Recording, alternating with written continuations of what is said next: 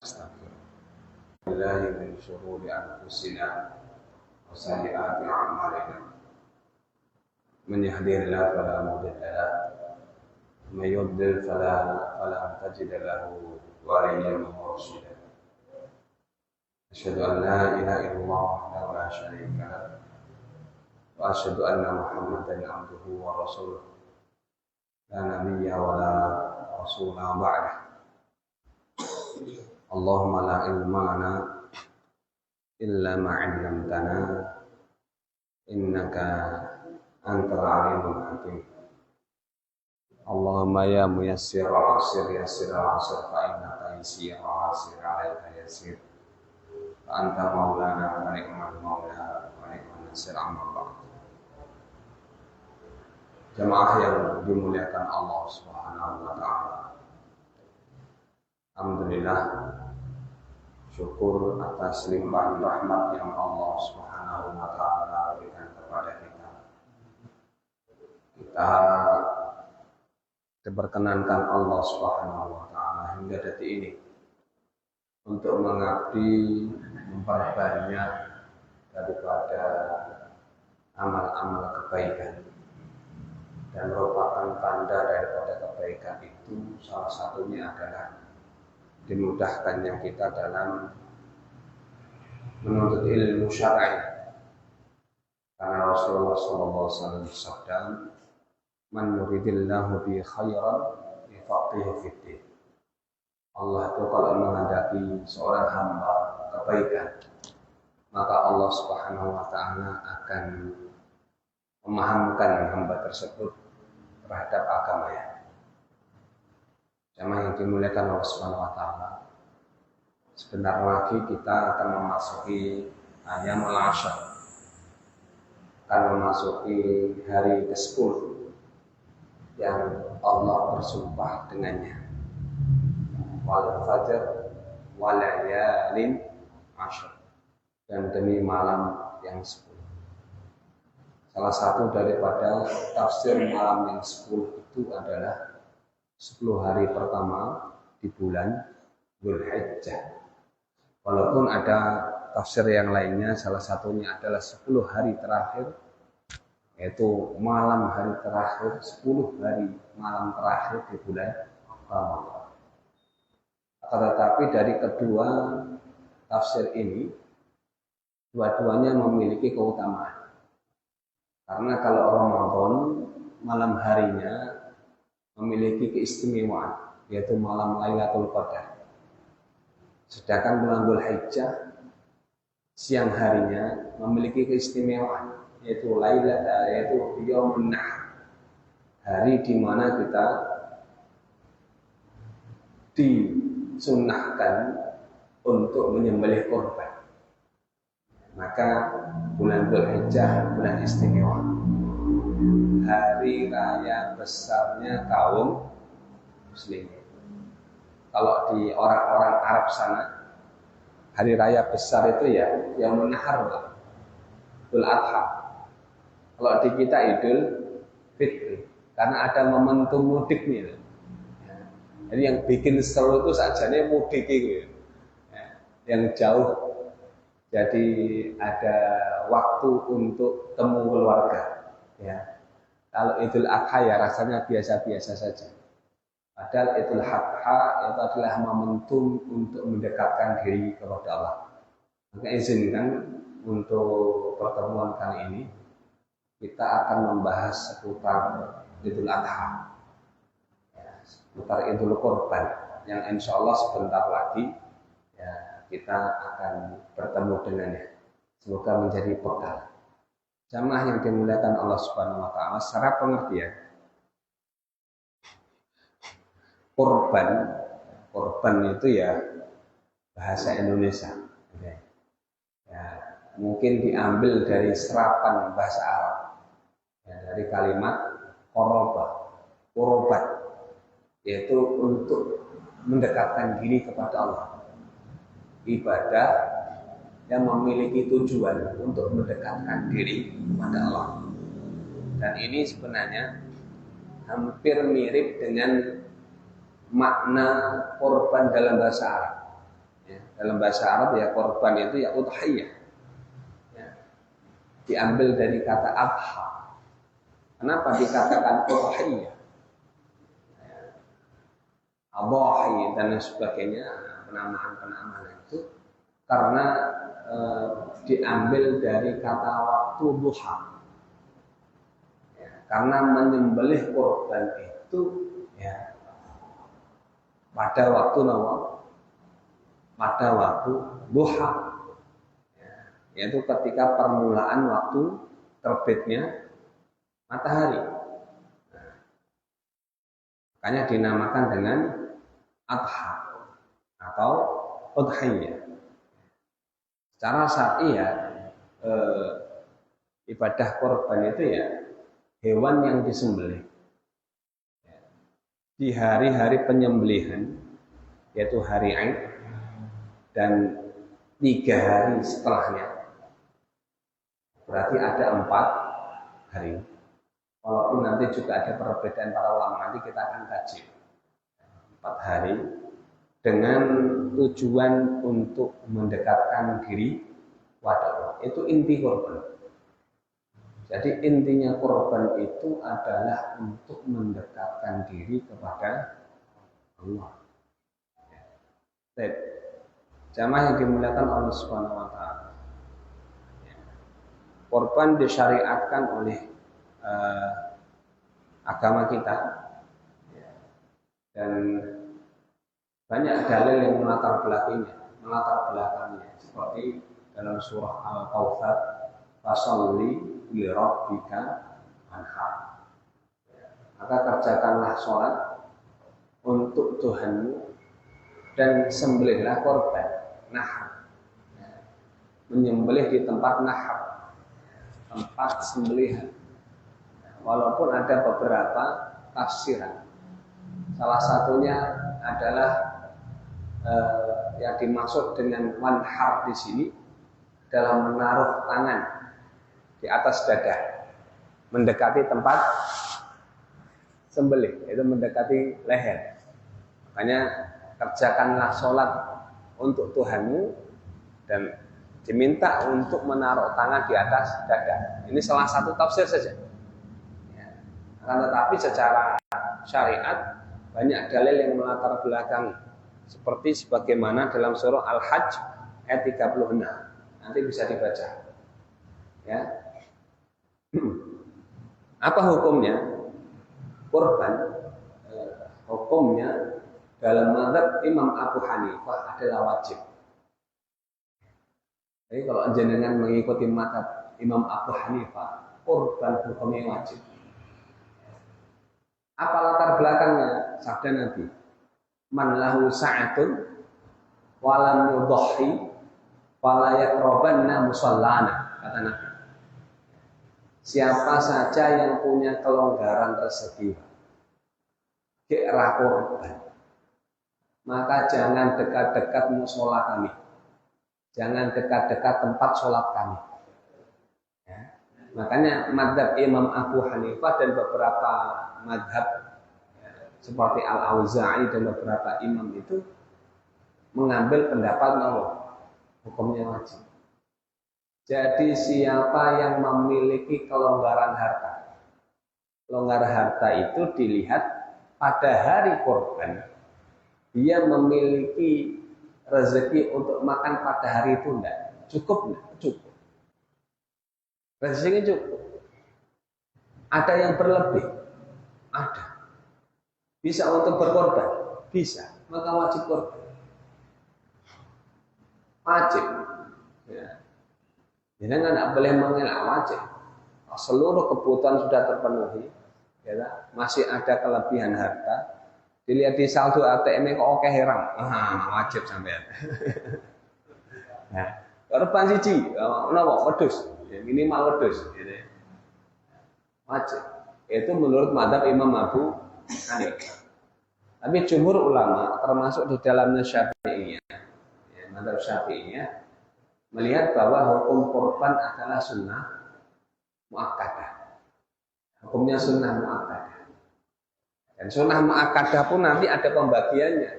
nanti ada sunnah aini sama sunnah kifayah. Gitu ya. Jadi yang bagi yang belum berkeluarga gitu ya. Nah, itu beda. Ya. Yang belum punya tanggungan beda. Jadi sunnah aini.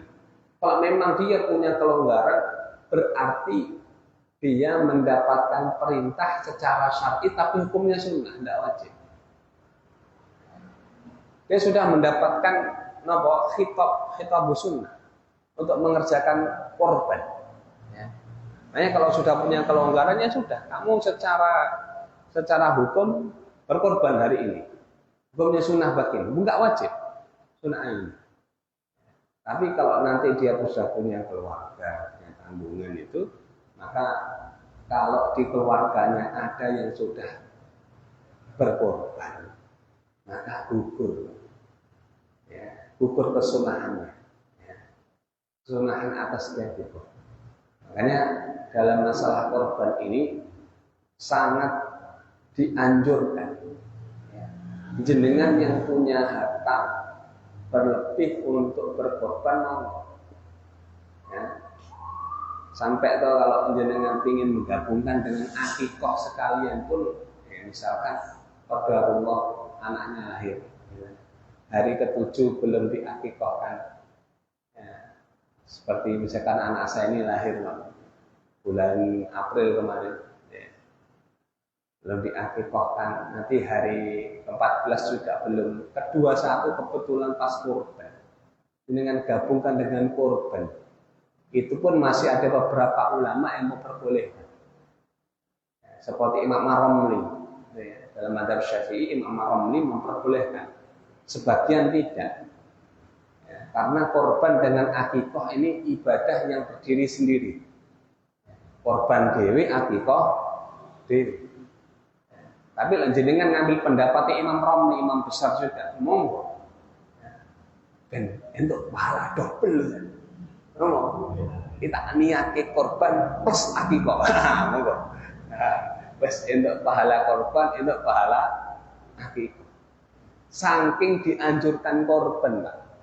Ya, hanya kalau bisa, ya minimal sekali seumur hidup lah. Ya, niat lah. Ya. Insya Allah mudah nanti, dimudahkan Allah Subhanahu wa Ta'ala. Itu terkait hukum udhiyah.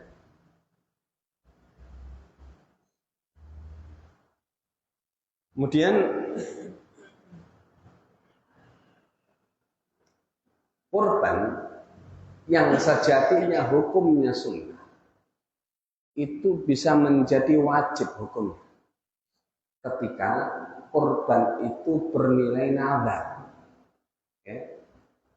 Jadi korban jenengan yang hukumnya sunnah itu bisa menjadi wajib ketika jenengan menazarkan, tahun ini saya bernazar akan berkorban, misalkan begitu, maka korban itu sudah menjadi wajib bagi Anda, bukan lagi sunnah. Atau misalkan ada kambing lewat, iki wedhus sapa? Iki wedhusku arep tak korban iki tahun ini, misalnya. Padahal sajane orang duwe niat. Tapi tiba-tiba dia ngomong iki wedhusku arep tak korban iki tahun ini, maka korban itu menjadi wajib bagi dia. Iki wedhus korbanku, gitu ya. Wajib bagi dia, korban nazar untuk dia. Bedanya apa dengan korban sunnah? Nah, bedanya nanti kalau korban sunnah ini seluruh dagingnya, kalau korban sunnah dagingnya boleh dia ambil sepertiga, bagian untuk si mudhahi, untuk si orang yang korban ini. Jadi misalkan jenengan korbannya sunnah, maka jenengan boleh ambil sepertiga. Maka nanti satu kambing itu misalkan, atau satu sapi itu misalkan, sepertiganya untuk mudhahi yang berkorban, sepertiganya itu nanti untuk disedekahkan, harus ada, Pak. harus ada bagian yang disedekahkan dan itu jatahnya orang miskin, fakir miskin. Orang fakir. Sepertiga harus disedekahkan. Nah, sepertiga lagi boleh dihadiahkan. Dihadiahkan untuk siapa? Untuk siapa saja. Bagi panitia boleh. Sing nyacah-nyacahi daging loh. Untuk bagian dari apa? Korban si mudhahi sepertiga yang dihadiahkan. Boleh, boleh. Itu kalau korban sunnah. Tapi kalau korbannya statusnya adalah korban nadar, korban wajib, maka mudhahi tidak boleh mengambil bagian. Karena tidak ada bagian bagi dia kalau korbannya wajib. Seluruh daripada daging daripada yang dia korbankan harus disedekahkan. Makanya ini nanti yang jadi panitia sebenarnya ya, harus tanya juga. Harus dibedakan. Ini Bapak kambingnya kambing apa? Sunnah kok wajib? Bapak ini korbannya model apa ini? Korban sunnah atau korban wajib? Iki nadar atau duduk? Wah ini nadar Pak Ustaz. Ya pun. Kayak nadar berarti nanti ini kambing disendirikan karena pembagian dagingnya khusus. Ya. Si mudhahi yang berkorban pun tidak boleh dikasih jatah. Karena dia tidak boleh mengambil jatah dia. Sepertiga tidak boleh. Karena seluruh dagingnya nanti disedekahkan. Kalau kambingnya ternyata kambing biasa Pak, sunnah, pokoknya ingin korban, mohon berarti nanti ini sepertiganya ditawarkan ini bukan ditawarkan, dikasih kepada mudhahi. Qadarullah ra gelem, Pak. Pun kula mboten tak korban wae, kabeh tak kasihkan hadiah atau tak berikan jadi sedekah. Nah, niku monggo. Nah, ini juga penting agar kita ini nanti kalau misalkan jadi qadarullah jadi panitia korban, itu statusnya bukan yang memiliki korban, Pak. Iki kambingnya wong. Iki sapine wong. Statusnya saya hanya wakil. Ya. Ini yang punya korban mewakilkan kepada saya untuk menyembelihkan korbannya untuk kemudian mendistribusikan daripada dagingnya. Maka sesuai dengan permintaan siapa? Pihak yang berkorban. Ya. Makanya ini nanti banyak hal yang di masyarakat itu ternyata juga harus diperjelas. Ya. Pembagian daging, ya, diperjelas. Karena kadang ngapun dan sebelum dibagi sudah makan-makan kita. Ya. Habis disembelih itu sapi, habis sembelih itu kambing, baru didule, panitanya domangan, Pak. Ini status kambingnya, kambing apa yang dimakan ini? Ini belum dibagi. Ya. Statusnya apa? Makanya harus ada transaksi. Kok transaksi kayak jual beli? Harus ada akad. Ya. Misalkan yang punya, ya, ini kambingnya kambing siapa? Oh, kambing Pak Jono. Ya. Pak Jono ditanya, ini Pak Jono, ini kambing sudah disembelih. Ya. Terus ini bagaimana pembagian dagingnya misalnya? Ya sudah, saya nggak ngambil, semuanya saya kasihkan kepada panitia. Ya, jatah saya kalau mau dimakan-makan monggo. Nah itu sudah aman, Pak. Ya, berarti jatah Pak Jono digawe gule. Wah, panitia seneng, Pak. Ya, dihadiahkan, misalkan demikian. Dan itu pembagian harus jelas. Jamaah yang dimuliakan Allah Subhanahu wa taala. Kemudian kita memasuki bagian yang lain, yaitu syarat sah korban. Ya. Syarat sah yang pertama, hewan yang dijadikan korban itu harus binatang ternak, bukan hewan yang lain, Pak. Ya. Binatang ternak pun hanya meliputi satu, budna, ibil, onto, dua, bakor, atau sapi. Sapi dan sejenisnya yang masih bisa dikorbankan yang kerbau. Atau kemudian yang berikutnya mais. Ya. Kerbau, kemudian apa? Mais, kambing. Ya. Kambing, biri-biri, domba, apa kambing Jawa. Itu semuanya bisa dijadikan korban. Tapi mungkin wong Goranggar ini sing aneh, sing aneh. Nginguni rusa, Pak. Rusa. Duwe kijang ya diingu dikorban kok. Ra iso, Pak. Ya. Walaupun sudah jadi binatang ternak dia, itu tidak masuk kategori. Wong enek sing luwih lucune misalnya. Ya. Aku kambing enggak punya Ustaz. Duweku mentok, lek mentok. Sing liyane korban sapi, ya ta. Dhek korbane napa? Mentok. Daripada saya korban perasaan, mending tak korban mentok. Rica-rica mentok luwih enak. Kok napa? Rica-rica kambing misal. Karena senenge mentok. Sah napa mboten? Kalau jumhur ulama enggak sah. Tapi ada pendapat dari Imam Ibnu Abbas, bahwa boleh ya korban selain yang disebutkan tadi. Jadi korban pakai mentok itu. Ya, kalau tidak punya kambing, tidak punya sapi, nggo entok boleh.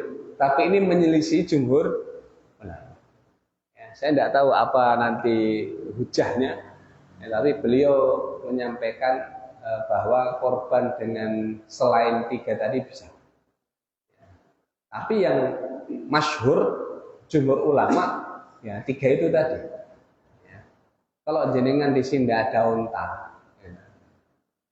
Sekali nek unta nggo tumpahan, kaya nenten mama temboro, ya. Sekali numpak 20.000, ya. Korban ki man-man. Bening apa sapi. Ya. Karena di tempat kita jarang ada unta. Yang biasa nopo sapi, kalau enggak ya kambing. Ya monggo. Dari hewan-hewan itu yang paling afdol yang mana? Ya. Yang paling afdol yang mana? Kalau dalam mazhab Syafi'i yang paling utama adalah unta. Kemudian sapi, kemudian kambing. Ya. Jadi kambing ya itu paling akhir. Kenapa? Untuk penggunaan daging, pemanfaatan daging. Tentu yang besar jauh lebih banyak dagingnya daripada yang kecil. Itu yang keutamaan demikian. Tapi ada beberapa ulama yang menyampaikan utamanya kambing. Kenapa? Loh, Rasul itu korbannya kok kambing. Terus piye ini? Jenengan monggo jenengan, ya. Jenengan mampu nih pakai kambing, ya monggo. Tapi panitia tiba-tiba mendekati, Pak, ini mumpung sapinya kurang 1, ya, baru 6. Jenengan yang mau kambing digabung ke sapi meripun. Yang bukan apa-apa. Ya, kalau menurut mazhab sapi tadi, sapi lebih baik. Karena apa? Karena nanti untuk dagingnya lebih banyak bisa dimanfaatkan. Ya. Tapi kalau sapi sama kambing 7, mending mana? Afdal mana? Yo kambing 7. Jenengan mau napa? Korban sapi setunggal sama kambing 7, mending kambing 7. Ada pendapat demikian. Jadi kambingnya 7. Tapi sing arep korban sapi kambing 7 ya ora juragan gak enek. Siji wis seneng. Ya. Ya, kalau tambah lagi alhamdulillah kan. Itu yang pertama. Kemudian yang kedua, hewan yang dikorbankan sudah mencapai umur yang diperkenankan untuk dikorbankan secara syar'i. Berapa umurnya? Untuk onta umurnya 5 tahun, masuk tahun ke-6. Jadi umur unta itu 5 tahun, masuk tahun ke-6. Kemudian untuk sapi umurnya itu minimal umur sapi itu sama dengan kambing. 2 tahun masuk tahun ketiga, jalan tahun ketiga. Jadi hitungannya itu lahirnya menggunakan kalender Hijriah. Kalau untuk domba itu usia 1 tahun bisa dikorbankan, atau minimal itu usianya 6 bulan. 6 bulan sudah ada beberapa pendapat yang mengatakan bisa untuk dikorbankan. Untuk kambing, biri, kambing domba. Ini masalahnya yang terjadi itu kan, kita tuh sebagai pihak yang beli hewan kadang tidak dibarengi akte kelahiran, kan nggak tahu. Iki wedhus kapan lahirnya gak ngerti. Orang nek akte nih Pak, lha piye? Apakah ilmu terawang? Kita terawang ketoke wis 2 tahun. Terawang. Caranya beribulah nanti kalau untuk seperti itu ya ditanyakan kepada ahli jagal, ahli wedhus. Biasanya memang ahli hewan-hewan itu ya, kalau sudah bidangnya itu ngerti. Oh, iki umure 2 tahun, iki umure 3 tahun. Mungkin lagi setahun satu. Nah, kalau menggunakan perkataan pedagang itu dan bisa dipercaya agamanya baik, maka bisa dijadikan fatwa. Ya udah ikut sama beliau. Wah, dia orang ngerti Pak. Ini gimana? Ini umurnya nggak tahu kita.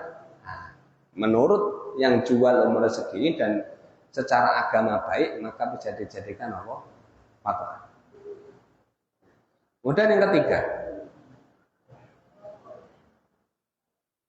hewan yang akan dikorbankan harus terbebas dari cacat ataupun aib. Ya. Maksud dari cacat dan aib di sini adalah cacat dan aib yang bisa mengurangi daging. Karena korban itu intinya menikmati daging. Kita memanfaatkan daging dari orang-orang yang mengorbankan hewan tadi untuk mendekatkan diri kepada Allah. Maka apapun yang bisa mengurangi kualitas daging, maka dia tidak sah dijadikan korban. Misalkan buntute coplok, punten. Buntut niku saged dimanfaatke dagingnya mboten. Sop, nek sop buntut Pak, paling larang satu mangkok 150. Wah, ternyata sop buntut itu enak. Ada memanfaatkan dagingnya, iya, berarti kalau misalkan ada kambing, sapi kok buntutnya gak enak, nggak bisa jadi korban. Atau misalkan sapi, kambing yang cacat kakinya, pincang jalannya, nggak bisa jadikan korban. Cara ngelihatnya bagaimana? Lah nanti misalkan kon balapan karo bolone. Misalnya iki kambing ya, karapan sapi, karapan kambing. Pas kambingnya nyari makan dengan kawannya, dia selalu telat. Jalannya pincang. Ibarat kalau misalkan naik panganan dikake suatu tempat, ya toh, kambingnya ning kono, kon mangan rebutan, dhek kalah dhewe. Kenapa? Untuk jalan aja berat.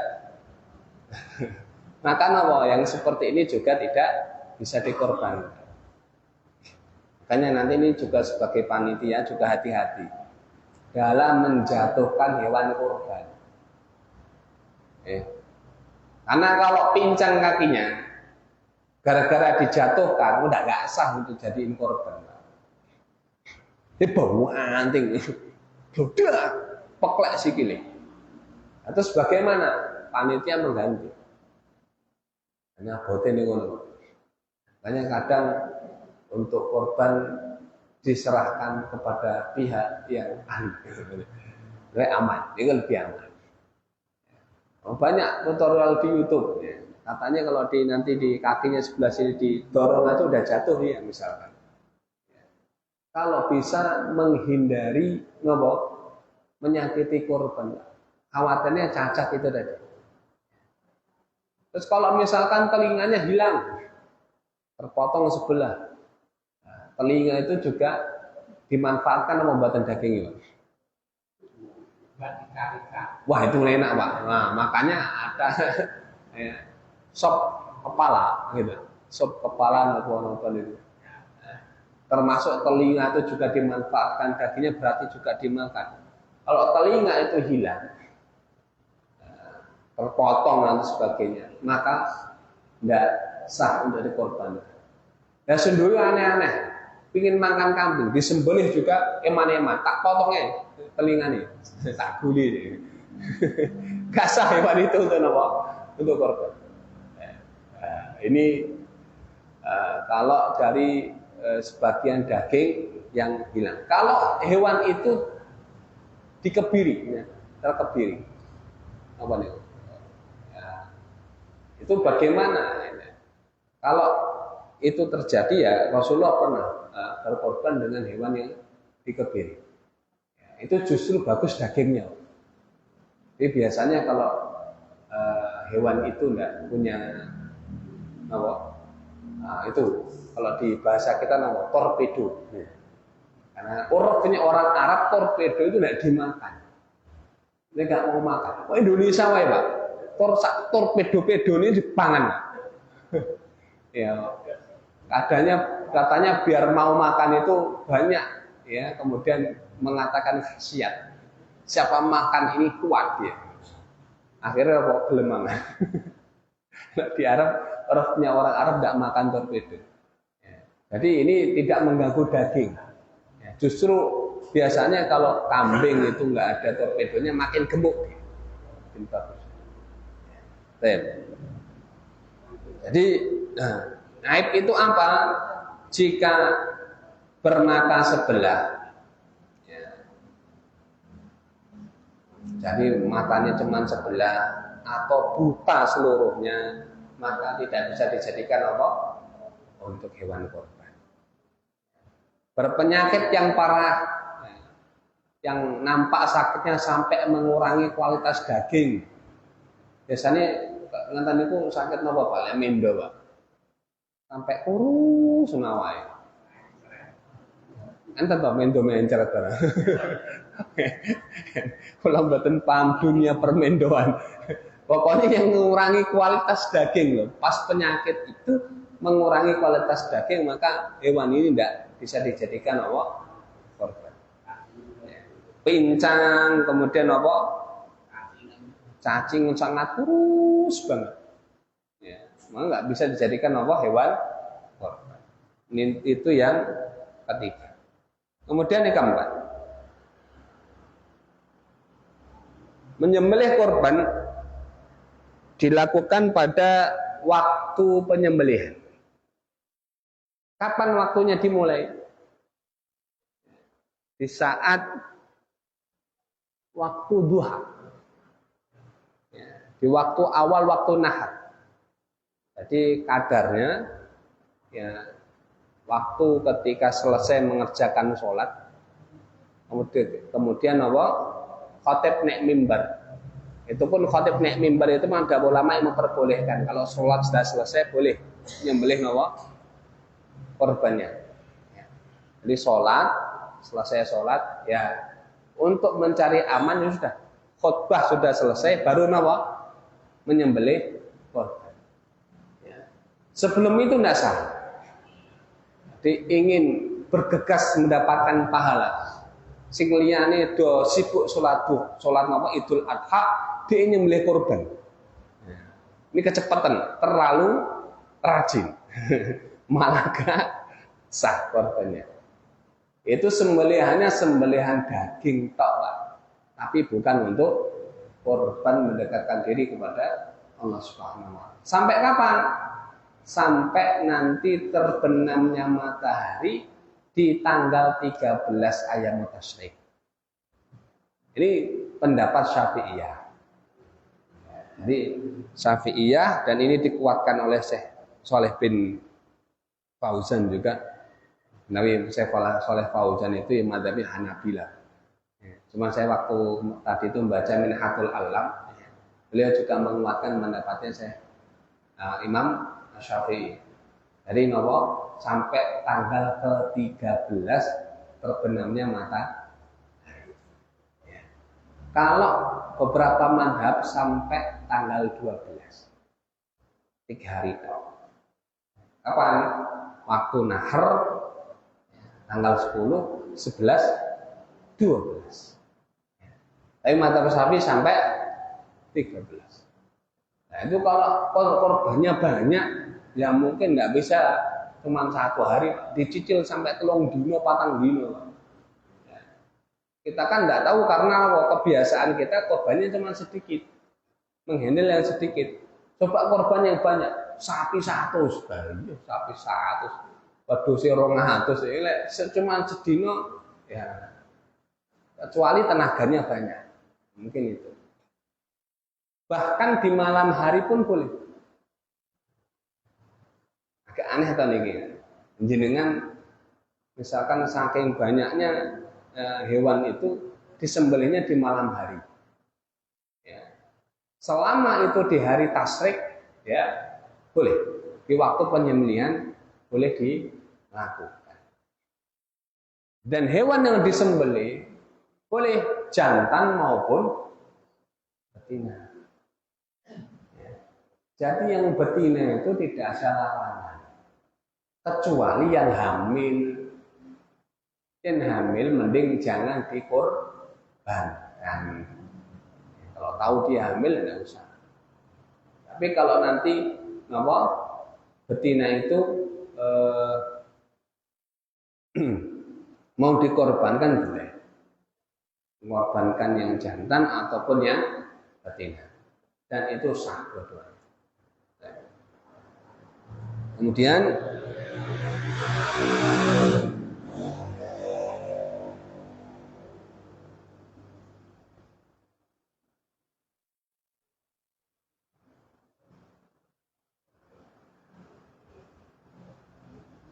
korban di malam hari tadi juga ulama berbeda pandangan, berbeda pendapat. Jadi ada beberapa ulama yang menyatakan bahwa korban disembelih di malam hari itu tidak sah. Ya. Seperti misalkan pendapat Malikiyah dan sebagian Hanabilah menyatakan menyembelih di malam hari tidak sah. Namanya adha, ya, ataupun namanya udhiyah, diambil dari kalimat duha, siang hari, tidak disembelih di malam hari. Tapi ada pendapat yang memperbolehkan, ya, hukumnya sah. Itu menurut mazhab Syafi'i, Hanafi, dan sebagian mazhab Hanabilah. Dan saya rasa ini pendapat yang memperbolehkan ini memberikan kelonggaran, Pak. Terutama ketika korbannya banyak. Ya, nggak bisa dihandle hanya di siang hari.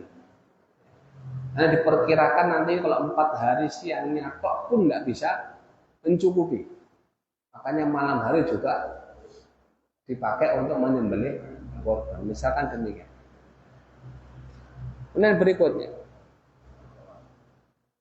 syarat yang kelima, korban tadi dagingnya harus dibagi. Ya. Jadi harus ada pembagian daging nopo? Daging korban. Ya. Makanya ini yang mau berkorban tanpa panitia pun enggak masalah. Nah, ini dulu saya ke Cirebon, itu ya.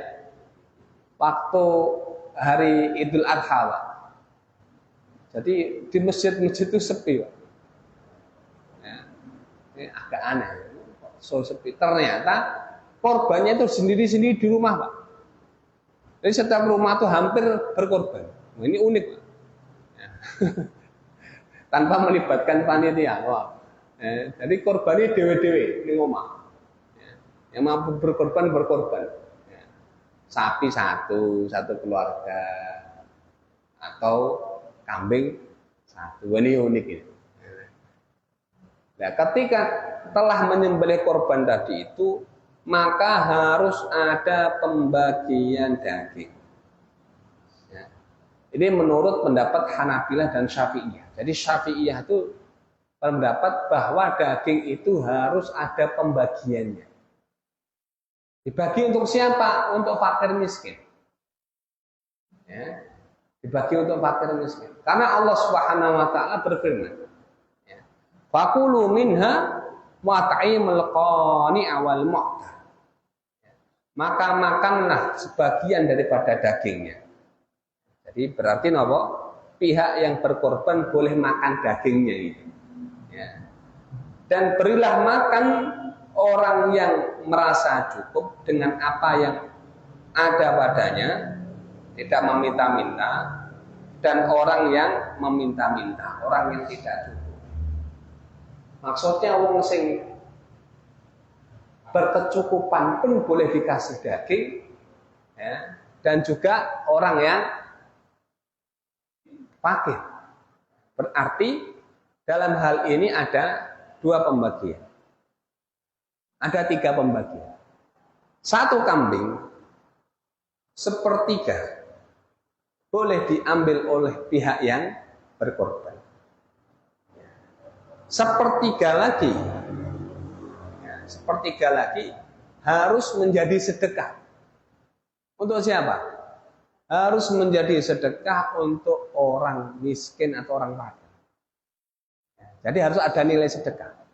Karena dalam pendapat Syafi'iyah ini, ya, yang mengatakan harus ada pembagian tadi, jika dia tidak dibagi, nah dikasih itu orang mak fakir, ya, duit tanggungan, sok tahun ngarep harus bagi. Jadi utang daripada jadi utang, ya. Makanya kalau bisa diberikan sepertiganya sebagai sedekah. Jadi diberikan untuk orang fakir. Sepertiga lagi boleh jenengan kasih sebagai hadiah. Kalau hadiah itu tidak harus orang fakir. Orang yang mampu pun boleh menerima.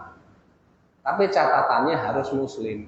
Nah, ini korban hanya bisa disalurkan untuk orang muslim. Kalau kafir bagaimana? Walaupun dia fakir, orang kafir tidak boleh menerima daging korban. Karena nilai daging korban itu takarub pada Allah. Dah titik. Tapi ini sebagai dakwah, Ustaz. Yo nyembelih kambing ojo diniati korban. Enak toh?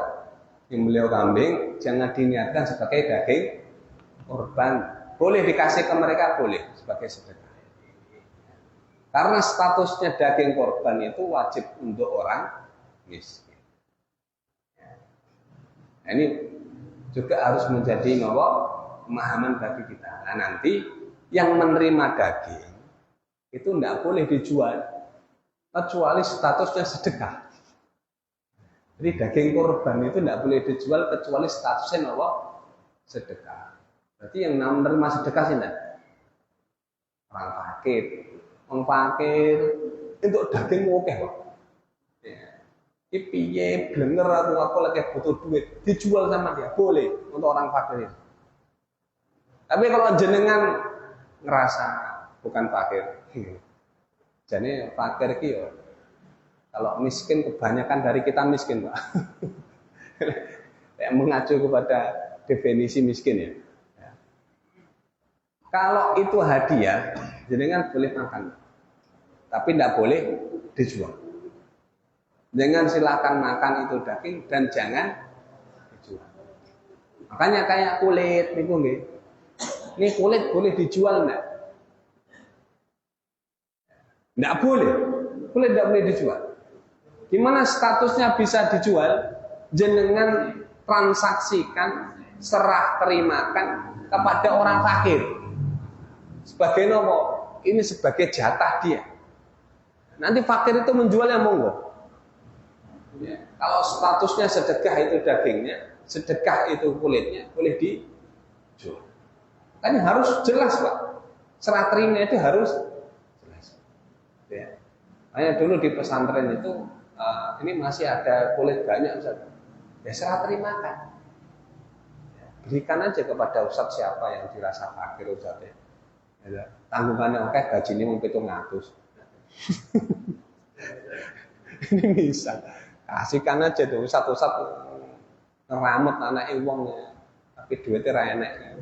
Kasihkan aja udah diberikan, dijual. Yang penting apa? Sudah ditransaksikan, sudah diserah terimakan, bukan transaksi. Demikian. Ya, masih banyak beberapa pembahasan. Ya, saya rasa ini sudah mencukupi semua terkait tentang materi kurban. Demikian ini ada tanya jawab Ustaz? Atau cukup? Assalamualaikum. Untuk umur korban, Ya. Bapak ini menyampaikan kambing sama sapi umurnya sama. Sepengetahuan kami, Ya. yang kami terima, yang kami terima. Ulangi lagi. Assalamualaikum warahmatullahi wabarakatuh. Tanya Tat, kaitan dengan umur korban. Ustadz tadi menyampaikan umur kambing sama umur sapi sama 2 tahun, masuk tahun ketiga. Padahal kami sering mengadakan pengajian mengaji ke sana kemari. Kambing itu umurnya 1 tahun masuk tahun kedua. Yeah. Itu tahunnya tahun Hijriah, bulannya bulan Hijriah. Jadi itu diperbolehkan. Tapi kalau domba jazaah itu 6 bulan sudah bisa digunakan untuk dikorbankan. Maka dari itu mohon penjelasannya masalah umur antara kambing dan sapi. Diulangi kembali. Terima kasih atas penjelasannya. Assalamualaikum warahmatullahi wabarakatuh. Kambing itu ada beberapa yang menyebutkan bahwa kambing juga diperkenankan umurnya 1 tahun untuk kambing. Tapi ada ya ada pendapat yang memperbolehkan kambing itu 1 tahun sebagaimana dalam kitab Kifayatul Akhar. Wa yujzi'u fiha al-jad'u min ad-dha'n. Ana wasnata min al-ma'izi wa min al-ibil wa min al-baqar. Jadi untuk dha'n itu umurnya 6 bulan. Paling minimal. Tapi yang paling baik 1 tahun ke atas. Kambing 1 tahun juga diperkenankan. Ya. Yang lebih baik 2 tahun ke atas. Untuk sapi, khusus sapi 2 tahun. Harus 2 tahun. Dan juga untuk apa?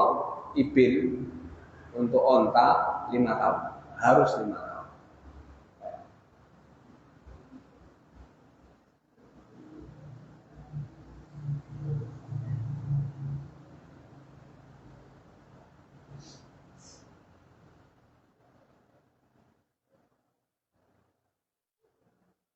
Cukup? Cukup okay? Demikian kita cukup sekian. Subhanakallahumma hamdika asyhadu an la ilaha illa anta astaghfiruka wa atubu ilaik. Assalamualaikum warahmatullahi wabarakatuh.